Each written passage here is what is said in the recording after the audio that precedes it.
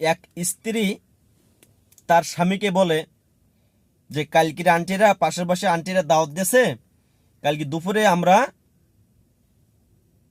ধানমন্ডি রেস্টুরেন্টে খাবো।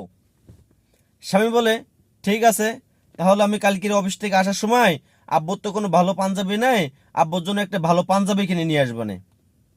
তখন তার বউ বলে কি তুমি আব্বুকে নিয়ে যাবা?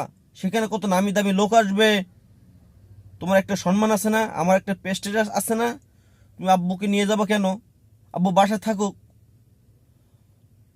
তখন তার স্বামী বলে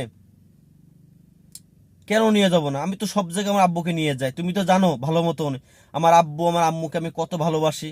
আমার আব্বু আম্মুর থুই আমি এখনো পর্যন্ত কিছুই খাই না, তাও জেনেও তুমি এই কথাটা কেন বললে যে আব্বুকে নিয়ে জেনে যাবো না, সেখানে গেলে আমাদের পেস্টিজে বাঁধবে, আমাদের দাম কমে যাবে, এই কথাগুলো তুমি কেন বলছো?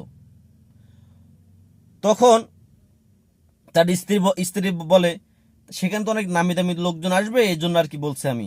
যত নামি দামি থাক না কেন ভাই, সেখানে স্বামী বলে যেখানে নামি দামি লোক আসুক বা থাক, সেটা আমার দেখার বিষয় নাই। যে দাওয়াতে আমার বাবাকে না নিয়ে যেতে পারবো না, সে দাওয়াত আমার দরকার নেই। যে দাওয়াতে আমার মাকে নিয়ে যেতে পারবো না, সে দাওয়াত আমার দরকার নেই। আগে আমার বাবা মা, তারপরে বাকি সব। এটাই সত্য। আর সবাই বাবা মাকে ভালোবাসবেন।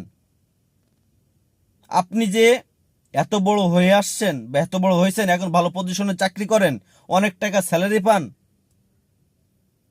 এই বাবা মা যদি আপনাকে মানুষের মতো মানুষ না করতো, আপনি আসতে পারতেন না, এই পজিশনে আপনি দাঁড়াতে পারতেন না।